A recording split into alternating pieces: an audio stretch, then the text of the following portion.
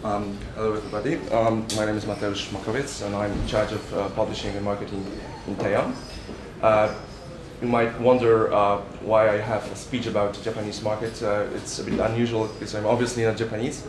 A few years back we were told that Western games stand no chance on the Japanese market, and we still wanted to try. We incorporated in Japan. We published over 20 games and we disagreed. Western games stand a chance on the Japanese market. So I would like to describe you the market, especially the handheld market, and I would like to give you a few tips how to be successful in Japan. So let's start with an outline of the Japanese industry in 2013. So the size of the market is currently about $11 billion. So it's pretty big. It's one of the biggest markets in the world. When it comes to mobile and handheld industry, it's in top three industries in the world. Interestingly, as you can see here, browser smartphone games are a big part of the market. And you might wonder what these games are, because in Western countries it's very unusual to have mobile smartphone games. The thing is, in Japan, feature phones were very popular and they had very high connectivity, internet connectivity rate. And historically, Japanese people used them a lot, and they played a lot of games on these feature phones. Now the market changed and a lot of people switched from feature phones to smartphones, but still the behavior, especially at the beginning of smartphone era, didn't change. So when they switched to smartphones, they still played browser web games. But it is slightly declining now, and about 60% of people play only native apps on smartphones, and this trend is rising, and in a few years probably this browser smartphone games will be a very small part of the industry. And native smartphone games are now, in fact, the biggest part of the video games industry in Japan. It's a huge change, and it's a huge opportunity. When it comes to the handheld market, you probably are interested which hardware is most important. In the last few years, it's changed a lot. With the rise of iPhone and Android, these two devices now are most popular in Japan. As you can see, Android is right now the biggest platform, but it's not like iPhone is less popular. In recent years, iPhone was available only in two mobile operators. It wasn't available in Docomo, which is the biggest mobile operator in Japan. And that changed at the end of 2013. And actually, right now, iPhone is catching up, and iPhone is more popular than Android, at least in Q4 2013, when it was introduced to the market by Docomo. As you can see, Nintendo 3DS is a big platform in Japan. It's still a big platform. When you actually visit Japan, you will see a lot of people playing the 3DS in trains. It is slightly declining, but it is the biggest 3DS market in the world at the moment. PlayStation Vita doesn't look impressive, but you need to understand that it is still a similar number of hardware sold, like in the States and in Europe. As I mentioned, Docomo is the biggest mobile operator. They have 60 million subscribers. The other two are AU and SoftBank. There are 2 or 3 less popular mobile operators, but they have only like 2 to 3 million subscribers, so I don't think it's worth mentioning. Now, when you create mobile games or handheld games, you probably wonder how can you sell them in Japan. Obviously, two biggest app stores, Google Play and Apple App Store, are available in Japan, and I'm not going to focus on these markets because they're pretty much the same in Japan, but there are some differences and there are some opportunities. So let's start with handhelds. Nintendo Eshop is one of the platforms we had a lot of experience with because we released over 20 games on Nintendo 3DS. And it's not easy to sell games on 3DS in Japan because you need to incorporate in Japan first. So you need Touhon. Touhon is a certificate of incorporation in Japan, and without this, you can't enter the market. So there's a formal problem to enter this market, but it is in fact the biggest 3DS market and the biggest eShop market in the world. It's bigger than America at the moment, and the reason for that is that the connectivity rate and the number of units of 3DS shipped are much higher than in the States and in Europe. So there are 1,200 games. It's slightly more than in the Western countries, but it's not much more. So the competition is not much higher than in Western countries. When it comes to PlayStation Vita, as I mentioned, there are less than 3 million units sold, but the competition is much lower than on Nintendo 3DS. There are only 350 downloadable games at the moment. There are more retail titles, but still you don't have high competition, and that means that the sales is quite steady on the platform. Now, one of the markets that is probably less known by Western developers is AU Smart Pass. It is an all-you-can-eat service where you pay a monthly fee of about $4, and for that fee you have 1,000 apps at the moment. Now, the money is shared between developers based on monthly usage of the apps, and it is a pretty popular service. Right now there are 10 million subscribers to the service, and the service was started only recently, so at the end of 2012. So it's a very popular service, and it's actually 1/3 of the overall AU user base. So it's huge, and it's advertised in Japan a lot.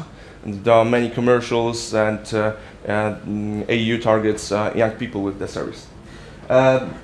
Unfortunately for Western developers, it's also difficult to enter this market because you need to be a company incorporated in Japan, so I suggest finding a publisher.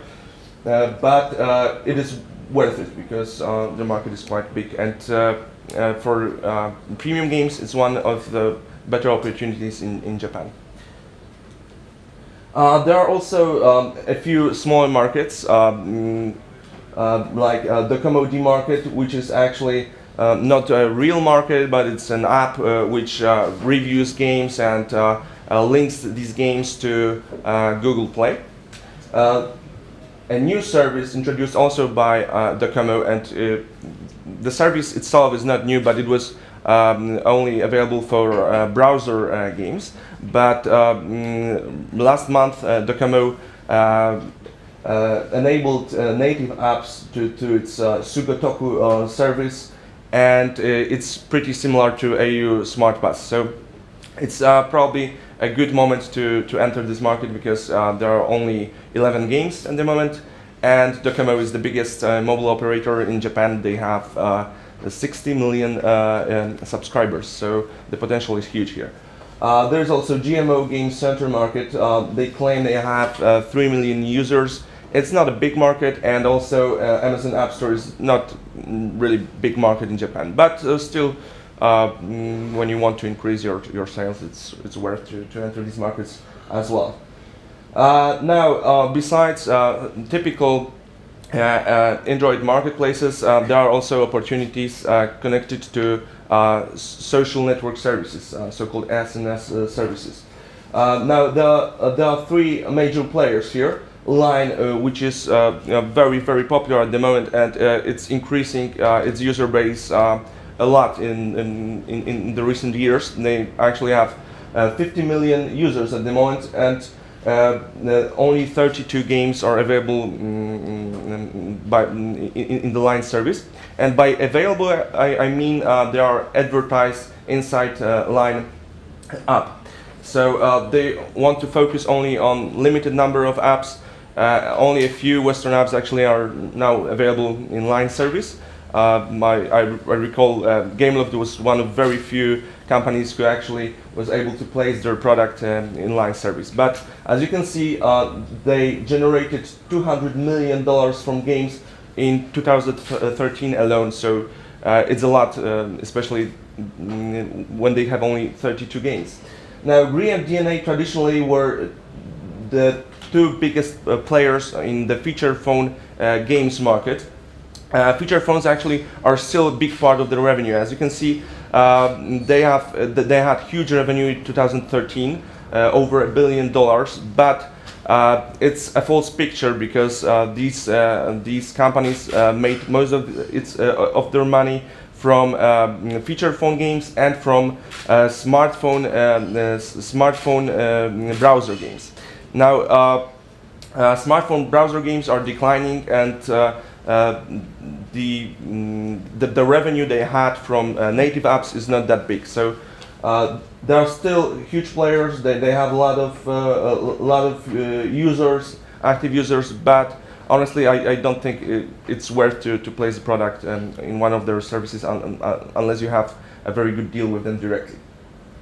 Okay, so that's pretty much how all the app stores available now for handheld games in Japan. Now, as I mentioned, when we wanted to enter the Japanese market, a lot of people told us that Western games generally don't sell well in Japan.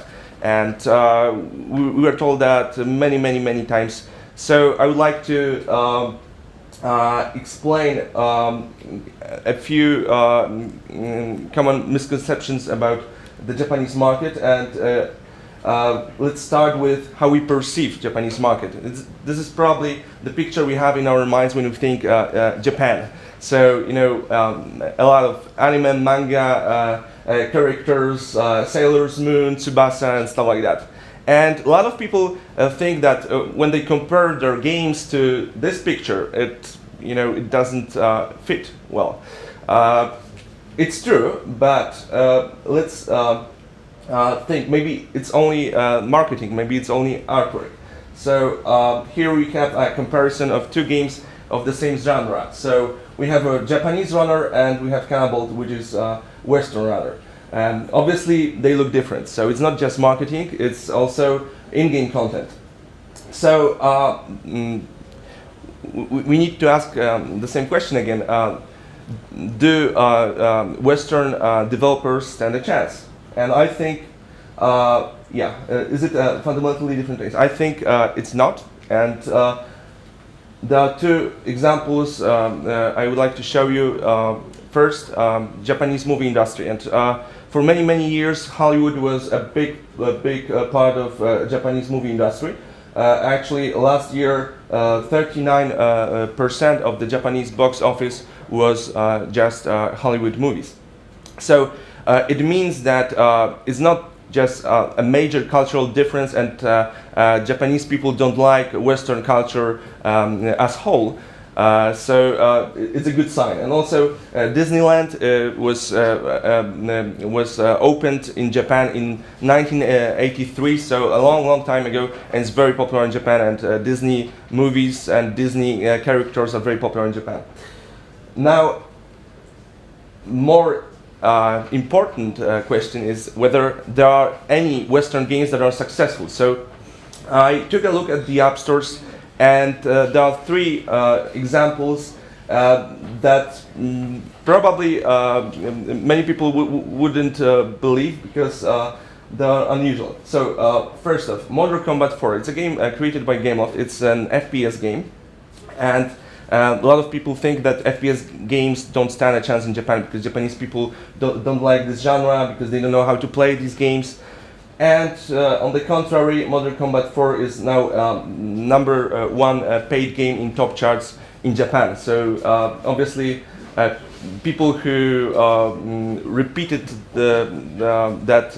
repeated this as mantra that Japanese people don't play FPS games were wrong. Now, Clash of Clans, with a lot of money because they advertise heavily in Japan, is successful as well. And they were in top 10 grossing games in the App Store for 10 months straight. And Minecraft is right now number one paid game in Google Play. So these three games show that Western games stand a chance on the Japanese market, but maybe it's all about the details and about how you approach the market and how you publish your games in the market. So what can you do to ensure that you will be successful in Japan?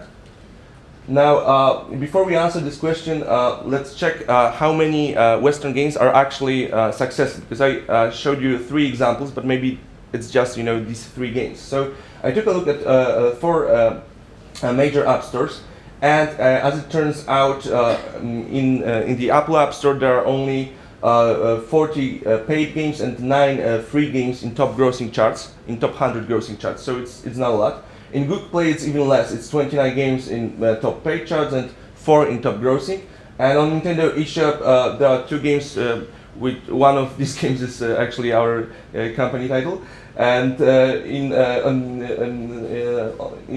PlayStation Store there are only 2 games. So it raises a question whether it is just because Japanese people don't like Western titles, or there's any different reason. So to answer that question, we checked the top 100 paid games on Google Play, because it was easier to assess how good was sales for these titles. So we made a list of 100 games which grossed over $40,000, and we checked whether these games were ever localized. So as it turns out, only 16 games out of these 100 very popular Western titles were localized to Japanese at all.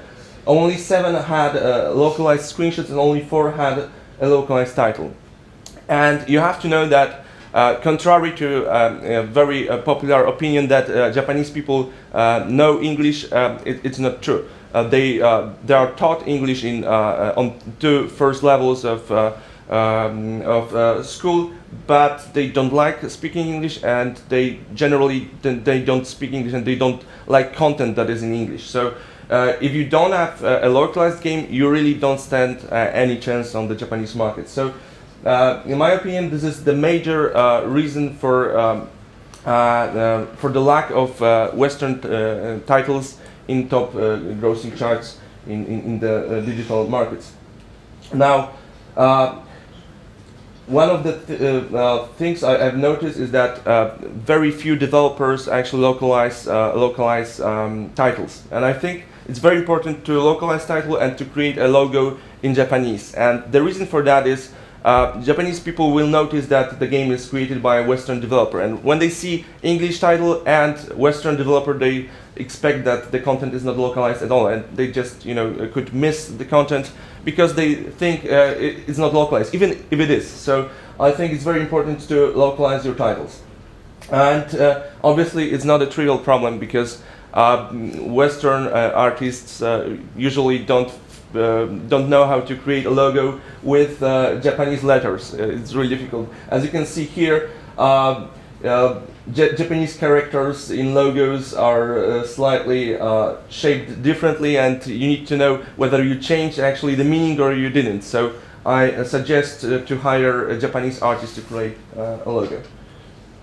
Now, one thing that is noticeable is that top publishers like Gameloft or Disney actually know about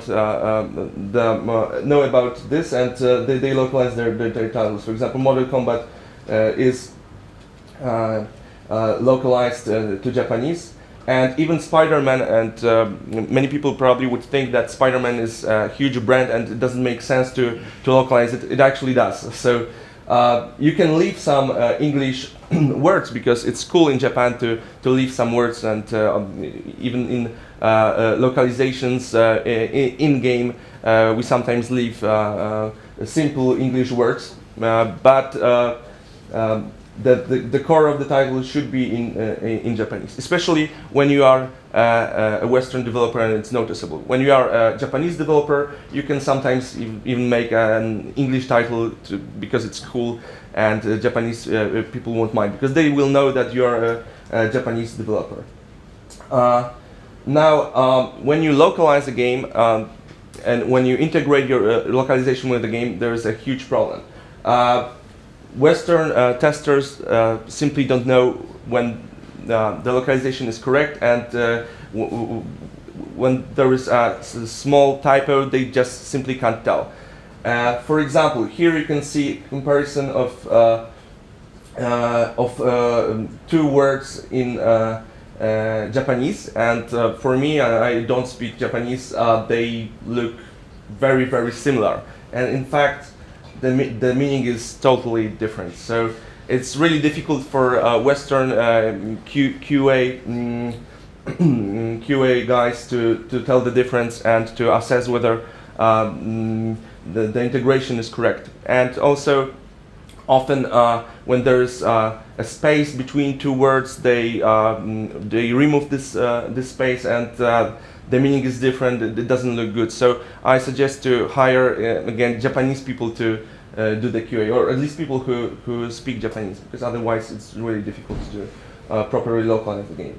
Now, with Android, the testing is even more difficult because on the Japanese market there's a lot of different devices that you can't really purchase in Western countries. For example, Fujitsu Aeros S. It was quite popular phone in 2013, and actually the chipset used in that on that phone was not very popular in Western countries in general. So in order to ensure that your games work with most popular Android devices in Japan, you have to have these devices, or you have to find someone who has these devices and who will test the game on your behalf. It is a big problem because, for example, AU Smart Pass Market, they require compatibility with these phones, and if you are unable to ensure compatibility, you won't be able to place your product in the App Store. Now, there are obviously, it's not like all Western games will sell well in Japan. There are some differences, and actually both in both countries there are themes or genres that will not sell in the other country. For example, in Japan there are genres like graphical novels, very popular. Basically, it's like a book because the level of interaction with the game is very limited. But this genre traditionally was very popular both on console platforms and now on mobile platforms. Dating simulations, very popular. Pachinko, Shogikota. So Japanese games don't always work well with Western markets, and it's similar the other way. So, for example, Japanese players most likely won't play traditional chess because they have Japanese chess, and the market for Western chess is limited. Word games, obviously, it's really difficult to localize a word game to Japanese and to make it playable at all. Some sensitive themes like Pearl Harbor, difficult to sell. Some sports games like hockey, which are not very popular in Japan. Some board games like, for example, Monopoly is not popular in Japan. So before you start working on localizations, you have to check whether the genre your game is from is actually makes sense for Japan. Now, besides these factors, besides localization, testing, having a proper genre, there are a few other factors that really are important to ensure proper launch of the game in Japan. So closed marketplaces, as I mentioned, Nintendo, AU, Sony, they require you to have a Japanese branch. So there are two ways. Either you create a company in Japan, which is considerably difficult, or you work with a company from Japan and they work on your behalf. Advertisement and PR is really tricky because you have to have all the content in Japanese, and you need to update social media and so on and so on. And it's really difficult to do this when you just send over your text to a localization company. The process is really difficult and this way and troublesome. So I suggest to hire someone who will work on PR and advertisement on your behalf. Now, design and mechanics. In the past, it was a huge problem because Western games were difficult for Japanese players because they didn't explain all the rules of the game, and I think that's one of the reasons people thought that FPS games won't ever be played by Japanese people and they won't like them. A few years back, FPS games were simply complicated. You were in the world where you were not where the rules were not fully explained, and right now games are more easy to play, and they explain all the rules, and I think that's why right now FPS games started to sell well in Japan. So I think it was a big problem because there was the big difference in design, but right now it's a smaller problem. Also, when you have a free-to-play title or any other mobile game, you need to remember about the event calendar.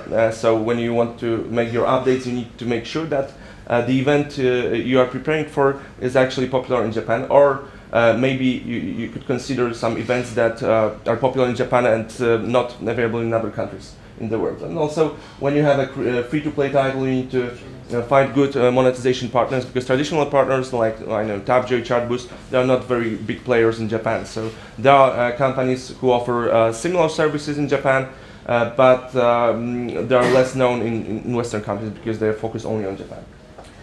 Okay, I think that sums it up. And if you have any questions, I'd be happy to answer them.